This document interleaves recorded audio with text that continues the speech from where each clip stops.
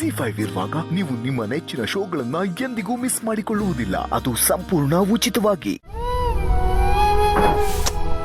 ಯೋ ನೀನು ಇನ್ನ ಕಸ ಗುಡಿಸ್ಕೊಂಡು ನೀನು ಹಿಂಗೆ ಮೆಸ್ನ ಕಸ ಗುಡಿಸ್ಕೊಂಡಿದ್ರೆ ಇಲ್ಲೇ ಇದ್ಬಿಡ್ತೀಯ. ನಾಳೆಯಿಂದ ಕಾಲೇಜ್ಗೆ ಹೋಗು. ಅವ್ವ ಇನ್ನೊಂದು ಸ್ವಲ್ಪ ದಿನ ಬಿಟ್ಟು ಹೋಗ್ತೀನಿ. ಅಲ್ಲ ಕೊಸೆ, ರೂಪೇಶ ಮಗಳಿಗೆ ಪರೀಕ್ಷೆ ಐತೆ ಅಂತ ಆಯ್ತಾ? ಹೌದು, ಎಕ್ಸಾಮ್ ದಿನ ಹೋಗ್ಬಿಟ್ಟು ಎಕ್ಸಾಮ್ ಬರ್ದು ಬರ್ತೀನಿ. ಪಾಠನೇ ಕೇಳ್ತಿಲ್ಲ, ಅದೆಂತ ಪರೀಕ್ಷೆ ಬರೀತೀಯ ನೀನು? ಅವ್ವ ಕಾಲೇಜಿಗೆ ಹೋದ್ರು ಪಾಠ ಕೇಳಕ್ ಮನ್ಸಾಗಲ್ಲ. ಹೌದು, ನನಗೂ ಮನಸ್ಸಿಲ್ಲ ಅಂತ ಮೂಲೆಗೆ ಕುತ್ಕೊಂಡಿದ್ದೆ. ನೀವು ಅಕ್ಕಂಗಿರಿಬ್ರು ಬಂದು ನನಗಿರೋದೇ ಒಬ್ಳ ಅವ್ವ ಹಂಗೆ ಹಿಂಗೆ ಅಂತ ಹೇಳಿ ನಿಮ್ಮ ಮಾತನ್ನ ನಾನು ಕೇಳಂಗೆ ನೀವು ಮಾಡಿಲ್ವೇ?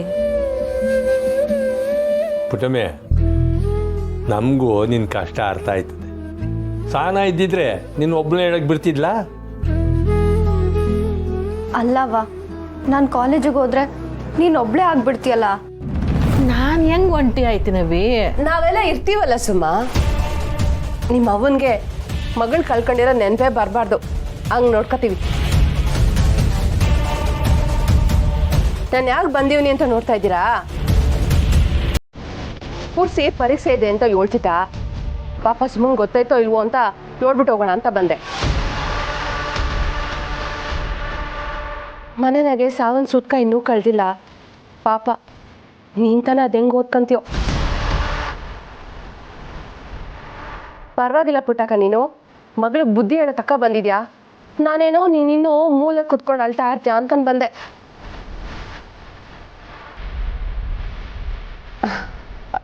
ಪುಟ್ಟಕ್ಕ, ಕಾವ್ಯಕ್ಕೆ ಏನಾದ್ರು ಸಹಾಯ ಬೇಕಿದ್ರೆ ಕೇಳು. ಪಾಪ ಹುಡುಗಿ ಮುತ್ತೈದೆ ಆಗಿ ಹೋಗೋಳೆ. ನಮಗೂ ಹೊಸಿ ಕಾರ್ಯ ಮಾಡಿದ ಪುಣ್ಯ ಸಿಗ್ಲಿ.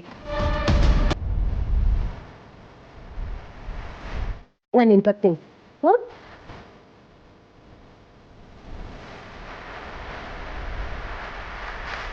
ಸತ್ಯ ಏನು ಕಿತಾಪತಿ ತೆಗಿದೆ, ಬೇಗನೆ ಹೊರಟ್ಬಿಟ್ಲು.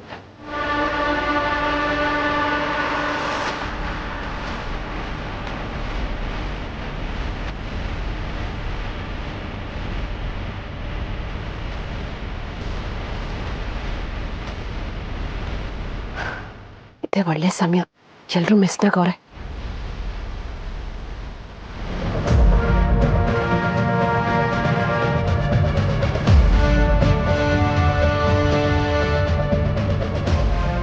ಕ್ಷಮೆ, ಗಾಡಿಗೆ ಪೆಟ್ರೋಲ್ ಹಾಕ್ಸ್ಕೊಂಡ್ಬಂದ್ಬಿಡ್ತೆ.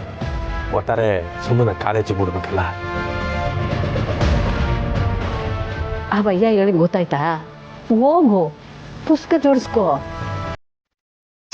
ಹೋಗವಿ.